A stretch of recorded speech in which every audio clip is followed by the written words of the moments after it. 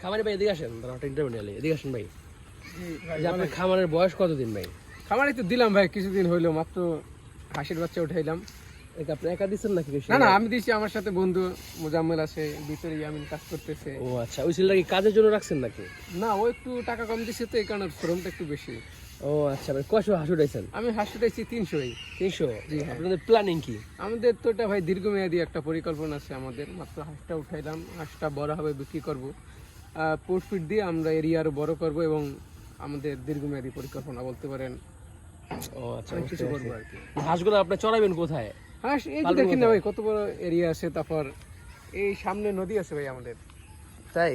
হ্যাঁ হ্যাঁ, এই আমাদের এই লালন পালন নিয়ে কোনো সমস্যাই আমরা আর কি এখন পর্যন্ত ফেস করি নাই, আর অদূর ভবিষ্যতে আমরা করবো না ভাই। আমি শুরু থেকে আপনাকে বারবার বলতে আছি, এটা আমাদের দীর্ঘমেয়াদী পরিকল্পনা। আমরা সব কিছু ভেবে চিনতে আমরা এই সিদ্ধান্ত নিয়েছি যে আমরা হাঁস পালন করব।